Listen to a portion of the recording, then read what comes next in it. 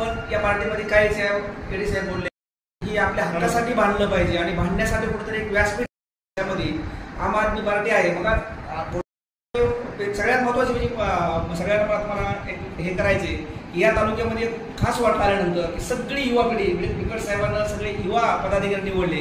या सगळ्यांना आपले हक्क आहेत किंवा आपल्या काय समस्या आहेत त्याची जाण असते प्रत्येकानं. आताच मला नासिरभाई बोलता येत होते की आम्हाला पूर्ण मोर्चाला का बोलू नाही मिळतात. आपण ती संधी नासिरभाई आता आपण उपलब्ध करू. आपण याच आठवड्यामध्ये केजमध्ये जे मोर्चा काढू असं म्हणतात कारण आपल्याकडे केजमध्ये फार मोठे समस्या युवा आहेत. तेवढेच आपण एवढे काय आलो तरी भरपूर झाला. आपण एक मोर्चा चांगला काढूया. रुंड घेऊ परत काय दिला एका सरकारला रुंड दाखवू आपल्या केजमधून आणि त्यासाठी सगळ्या पदाधिकारी लढायचे. सादिकभाई मगाशी बोलवते आम आदमी पक्ष मुळात आरोग्य आणि शिक्षण या दोन गोष्टीसाठी भांडतो आणि खरी समस्या आहे तुम्हाला चांगलं शिक्षण भेटलं दर्जेदार शिक्षण आणि आरोग्य जर शासनानं मला दिलं तर बाकी काही लागत नाही. बाकी आपण सगळं शिक्षण त्या करतो.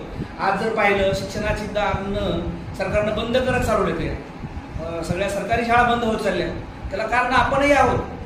ती पण आपल्याला जाण असली पाहिजे. आपण आपली मुलं कुठंतरी इंग्रजी शाळेमध्ये घालतो आणि मग आपल्या शासनाच्या शाळा आहेत मराठी माध्यमाच्या शाळा बंद पडायला लागल्या तर ते पण आपल्याला त्याचा प्रसार करावा लागतो. लोकांना आपल्याला त्याच्यासाठी वचन निर्माण करावं गावामध्ये की त्याच शाळेमध्ये आपल्याला दर्जेदार शिक्षण भेटलं पाहिजे. गावातल्या आपल्या जिल्हा परिषदेच्या शाळेमध्ये शिकलेले आज जर तुम्ही पाहत असाल तर देशातले जेवढे IAS आहेत किंवा IPS जे अधिकारी आहेत किंवा राजकीय आहेत सगळे जिल्हा परिषद शाळेमध्ये शिकलेले लोक आहेत.